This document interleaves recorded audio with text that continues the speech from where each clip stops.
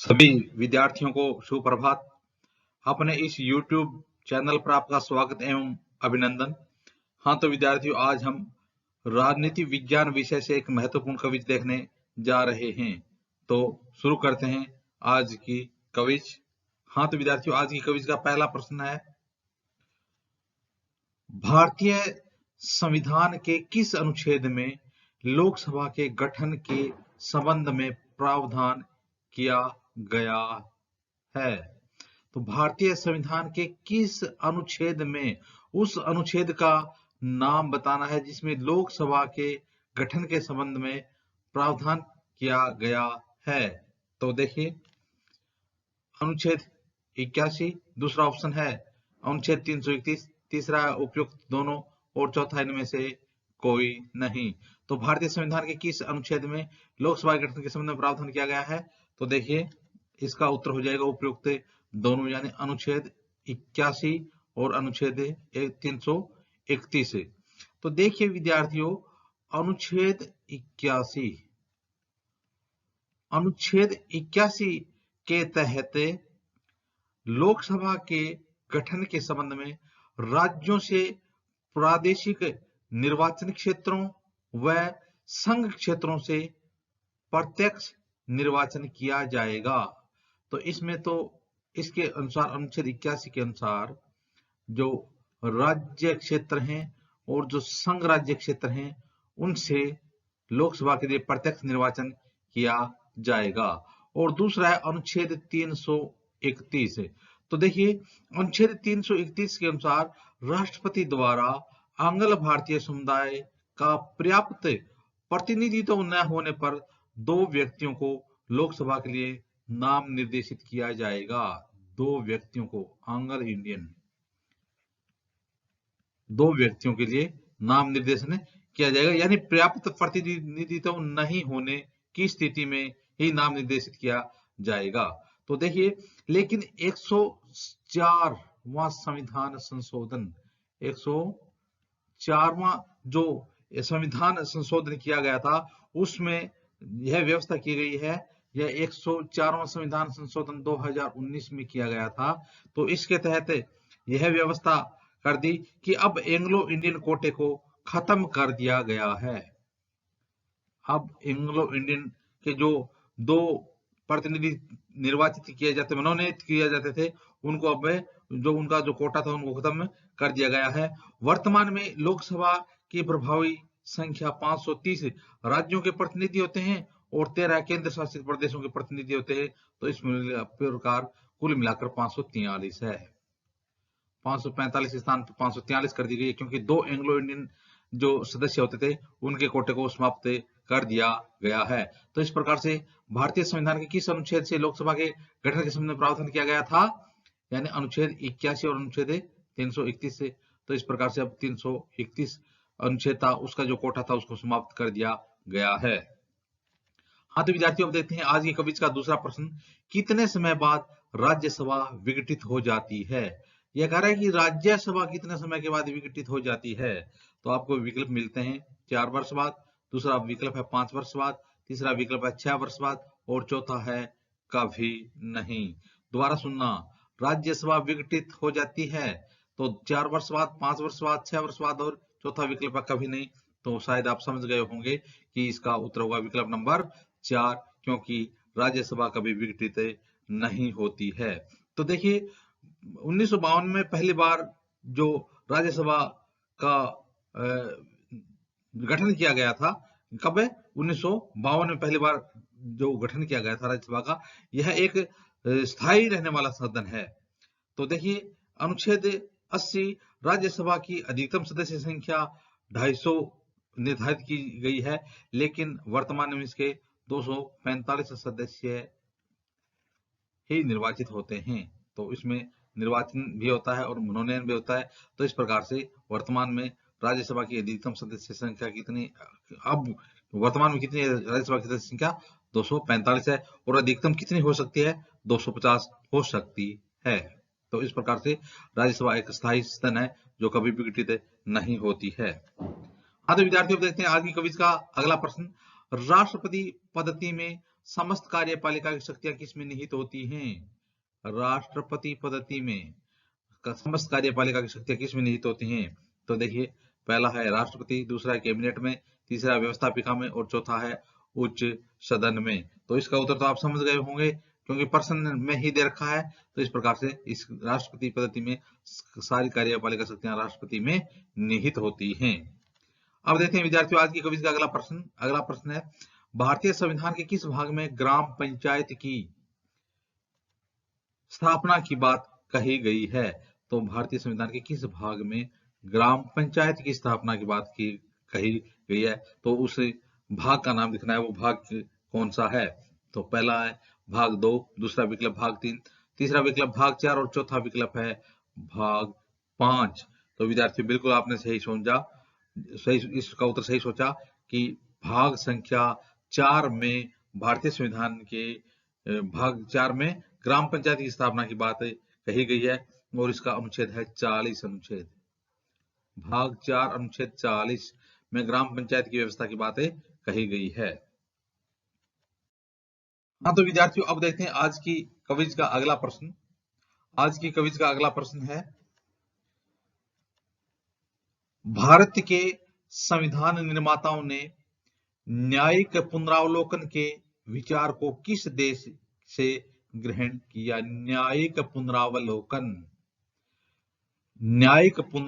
न्यायपालिका की एक महत्वपूर्ण व्यवस्था है। तो आपको बताना है कि भारत के संविधान निर्माताओं ने न्यायिक पुनरावलोकन के विचार को किस देश के संविधान से ग्रहण किया? पहला विकल्प है ब्रिटेन, दूसरा विकल्प है फ्रांस, तीसरा विकल्प है आयरलैंड और चौथा विकल्प है अमेरिका। तो बिल्कुल सही आपने सोचा, यानी भारतीय जो संविधान निर्माता थे उन्होंने न्यायिक पुनरावलोकन का जो विचार है वो अमेरिका के संविधान से ग्रहण किया था।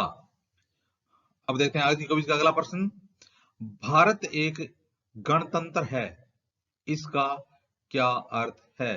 तो इसका अर्थ क्या है वो बताना है कि भारत एक गणतंत्र है। विकल्प नंबर 1, सभी मामलों में अंतिम अधिकार जनता के पास है। दूसरा, भारत में विभागीय शासन व्यवस्था है। नंबर 3, भारत में वंशानुगत शासक नहीं है। विकल्प नंबर 4, भारत राज्यों का एक छोटा संघ है। तो यानी भारत एक गणतंत्र है, इसका क्या अर्थ है? इसका अर्थ यही है कि भारत में वंशानुगत शासन व्यवस्था नहीं होना ही गणतंत्र है।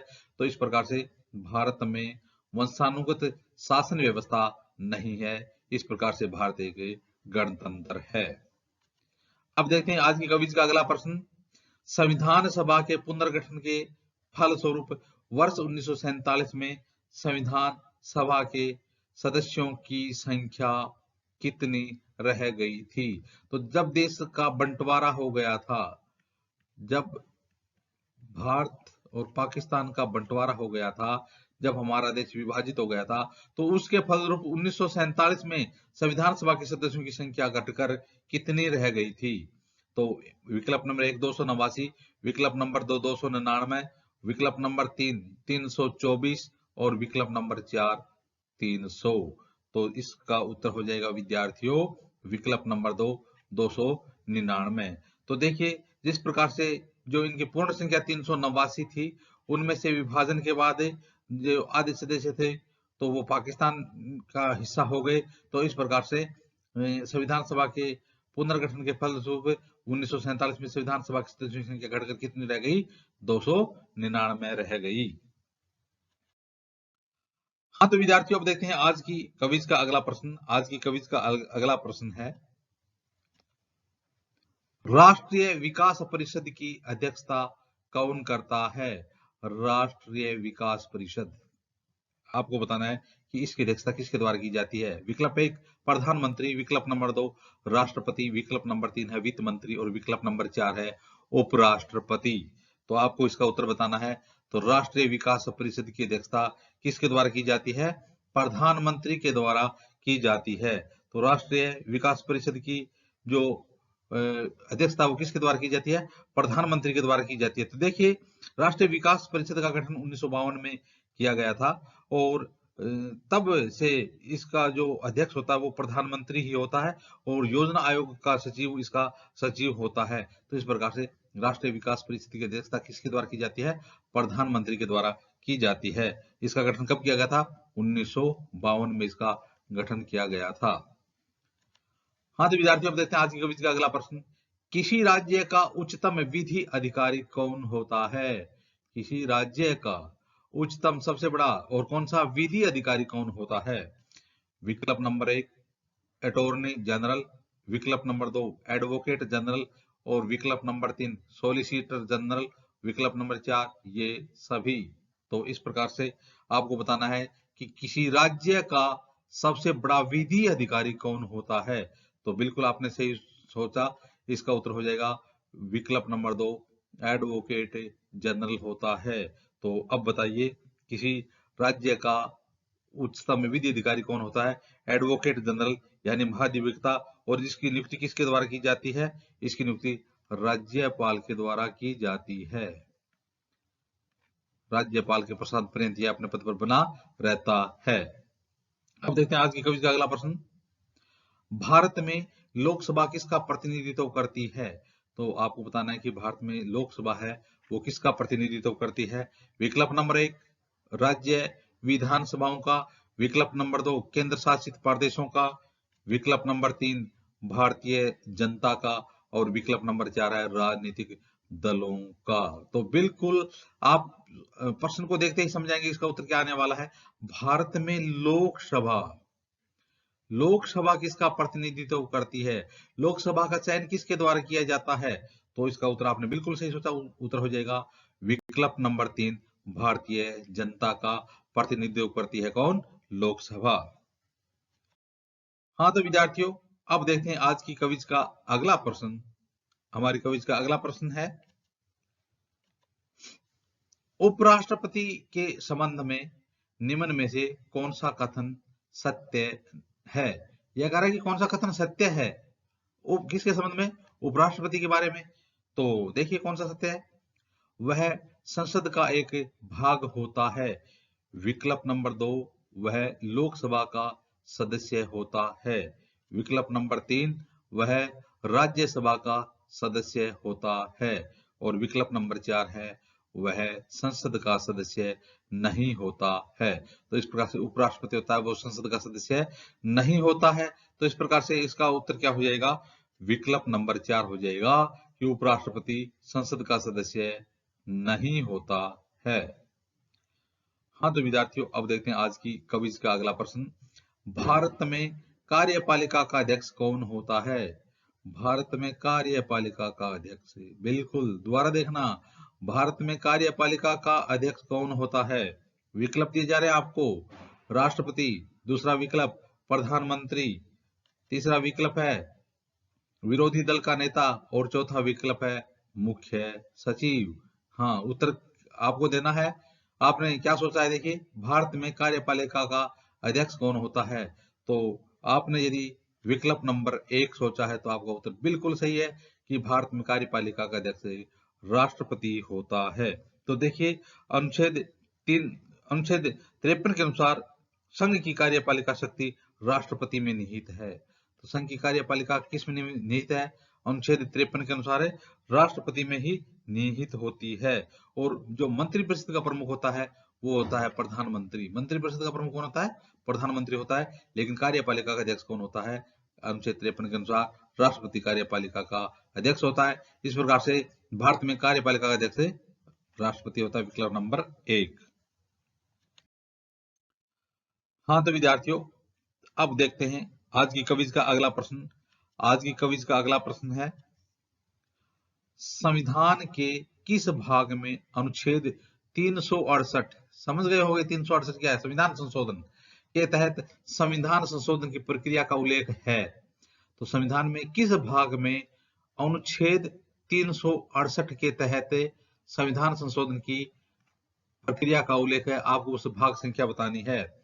विकल्प नंबर 1 भाग संख्या 3, विकल्प नंबर 2 भाग संख्या 20, विकल्प नंबर 3 भाग 17 और विकल्प नंबर 4 भाग 21। तो इसमें आपको बताना है कि किस भाग में अनुच्छेद 368 के तहत संविधान संशोधन की प्रक्रिया का उल्लेख किया गया है। तो यदि आपने विकल्प नंबर 2 सोचा है भाग 20, तो आपका उत्तर सही हो जाएगा, क्योंकि संविधान के भाग 20 अनुच्छेद 368 के तहत संविधान संशोधन की प्रक्रिया का उल्लेख किया गया है। अब देखते हैं विद्यार्थियों आज की क्विज का अगला प्रश्न। आज की क्विज का अगला प्रश्न है, भारतीय संविधान में संसदीय व्यवस्था को किस देश के संविधान के समान रखा गया है?